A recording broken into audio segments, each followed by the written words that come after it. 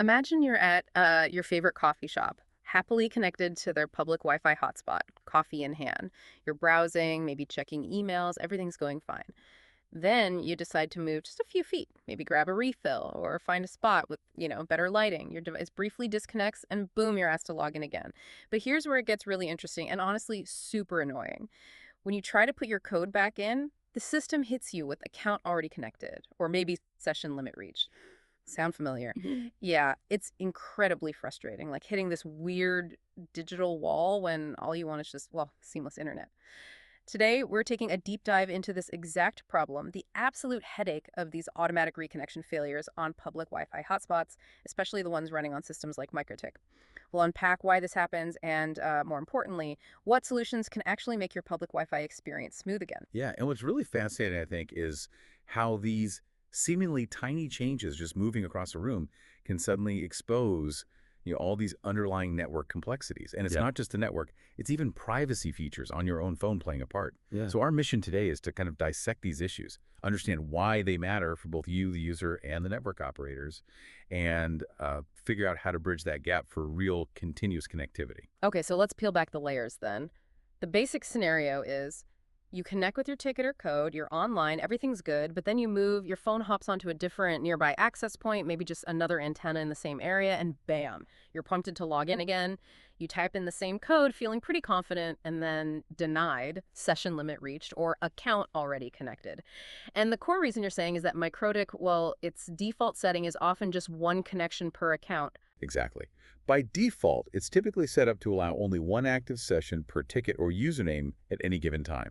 So when your device pops up on a second access point, even momentarily, the system thinks, hold on, this person's already logged in somewhere else, or this is a second device trying to use the same code. It doesn't automatically realize it's just you moving. Right, it sees it as two separate attempts. Precisely. And this failure, it isn't just some random glitch. There are usually a couple of key technical reasons behind it. The first big one is how the Wi-Fi network itself is set up. Imagine if each Wi-Fi access point, each AP, has a different name, a different SSID. Like Cafe Wi Front and Cafe Wi Fi Back. Exactly like that. Your phone sees those as two completely separate networks. So even if the same login system is behind both, switching SSIDs makes your phone think, okay, new network, gotta log in. And each AP then tries to start a new login session with your code, which clashes with the session that's probably still active or trying to time out on the first AP. That's where MikroTik's one session rule kicks in and blocks you. Okay, that makes sense. What's the second factor? The second big one, and this is huge with modern devices, is randomized MC addresses. You might know it as private Wi-Fi address on iPhones, or similar names on Android. Basically, for privacy, your phone doesn't always use its real, unique hardware identifier, the MC address. Instead, it often generates a random one for each network it connects to. Ah, privacy versus practicality. Kinda, yeah. The hotspot system, like Microtic, often uses your MC address to identify you and track your session. So if you move, connect to a new AP, and your phone decides to use a different random MC address, the hotspot system goes, who's this? I don't recognize this device. Even though it's the same phone. Exactly. It sees a new MC address trying to use a code that's already tied to a different MC address, the one you used initially. And again, account already connected. Error. Okay, so that really clarifies it. What it boils down to then is basically two main things. First, the network itself isn't seamless, maybe different names, different SSEs, or maybe even separate network segments behind the scenes. Right, lack of uniformity. And second, this MASI address randomization feature on our phones, designed for privacy, is kind of tripping up the login system. That's a great summary. Those are the two primary culprits preventing that smooth handover we expect. So let's talk solutions. What's the first big step an operator can take? The absolute number one most critical thing is to unify the SSID. Make every single Wi-Fi access point broadcast the exact same network name, let's say public hotspot. When you do that, your phone sees it all as one single large network.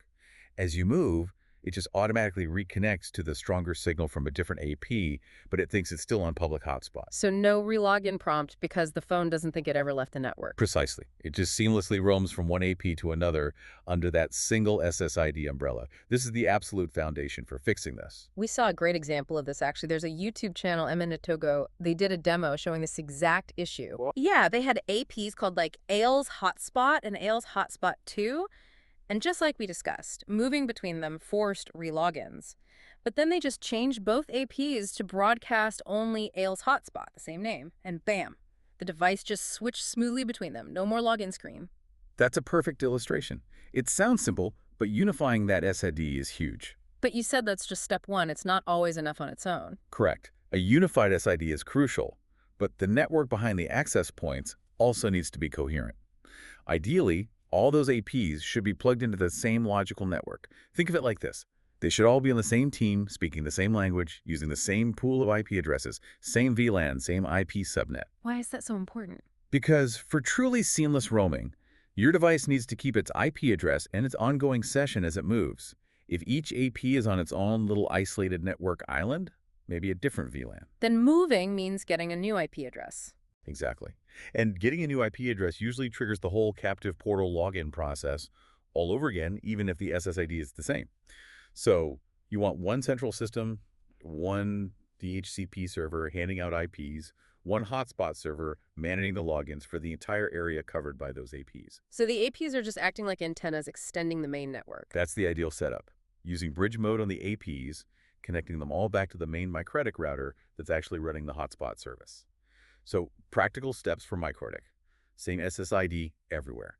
Link the APs to the same bridge or VLAN on the central router, and have one single hotspot server instance managing that whole unified network. Okay, got it. And I've heard about things like fast roaming standards, Right. 802.1R and stuff. Did they help here? They can, yes. Especially if you have newer hardware. Standards like 802.1R, K, and V are designed to make that handover between APs much faster and smarter. Newer Microtik gear, especially the Wi-Fi 6 stuff using their Wi-Fi Wave 2 package, often supports these. If everything works perfectly, they can help the device roam without needing the portal to re-authenticate you. Sounds great, but there's a catch. There can be. First, older hardware might not support it. Second, even with 802.1R, sometimes the handover isn't perfectly seamless from the network's perspective, and you might still get a brief disconnect that triggers the captive portal. So helpful, but not a magic bullet, maybe. Exactly. And they absolutely rely on having that unified SSID as the baseline anyway. Yeah. You can't have fast roaming between differently named networks. Right, back to basics. Unified SSID first. Always. Okay, so that covers the network side. What about the other big culprit, those random MSC addresses? Right, the privacy feature that causes connection headaches. This is a trickier one in some ways. So what can be done? Can operators control that? Not directly control it on the user's device, no.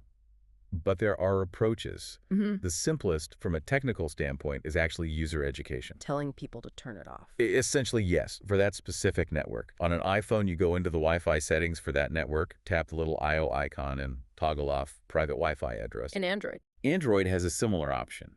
Might be under Advanced or Privacy, often labeled something like Use Device ME instead of Use Randomized MA. So maybe put a note on the login page.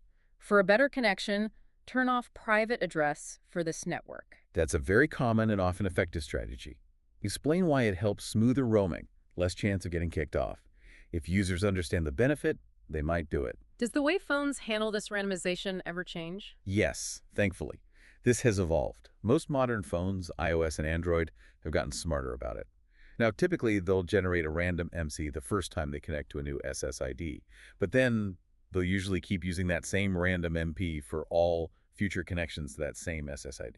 Ah, so it's persistent for that network name? Generally, yes. Which is another reason why having a single unified SID is so important. If the SSID stays the same as the user moves, the phone should keep using the same random MP it generated initially. Meaning the Microtik system keeps seeing the same identifier? Exactly. It sees the same random but consistent MASI address moving between APs, not a brand new one each time. This massively reduces the problem compared to older implementations where it might change more often. But it's not perfect. You said generally. Right. Forgetting the network and rejoining, or sometimes major OS updates, can trigger a new random MC to be generated for that same SSID. So it's much better, but not absolutely guaranteed forever. Okay. Does Microtik itself have any features to help with reconnections, maybe bypassing the code entry? It does. There's a feature called MC Cookie Login.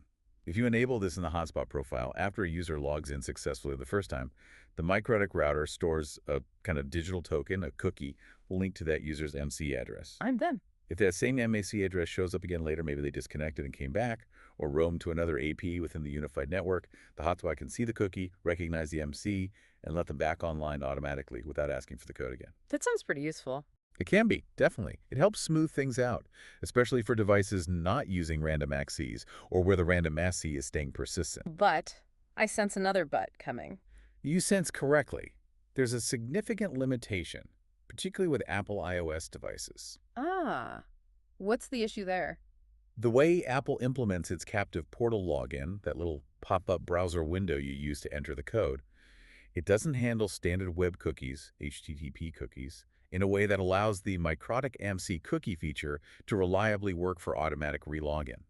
So the cookie gets set, but the iPhone's login process doesn't really use it properly next time. That's the gist of it. It's a well-known issue. Yeah. So mTookie is great for many Android devices, Windows laptops, etc., but often doesn't provide that seamless reauthentication for iPhone and iPad users moving between APs. Okay, that's a really important caveat for operators to know. Absolutely. And of course, the AMC cookie relies on the AMC address staying the same.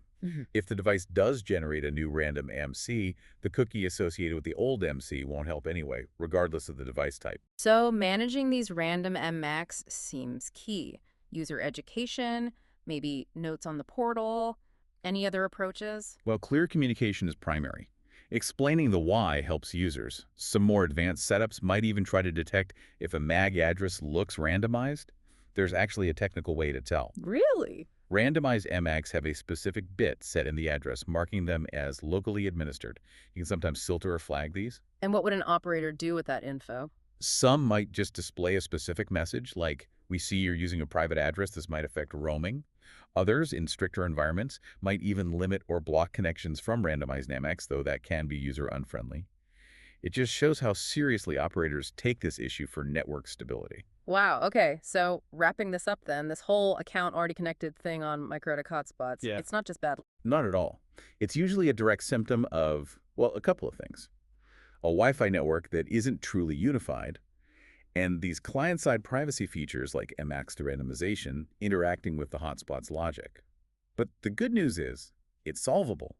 By unifying your SSIDs and your underlying network, and by understanding and managing how devices connect, especially regarding MSC addresses, you can make that user connection way more transparent.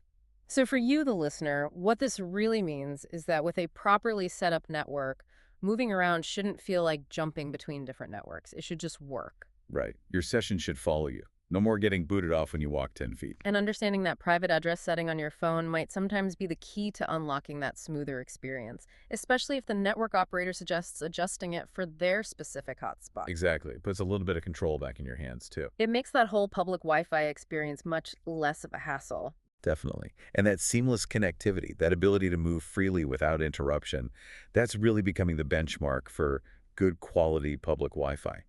Users notice when it works well, and they really notice when it doesn't. It does leave you thinking, though. That. As our devices get even smarter about privacy, maybe changing MASI addresses more dynamically in the future, how are network operators going to keep up? How will they keep balancing our desire for privacy with the need for just, a connection that actually works consistently? That's the million-dollar question, isn't it? It's an ongoing evolution, a constant adaptation between device manufacturers, network standards, and operators trying to make it all work together. It'll be interesting to see how that unfolds.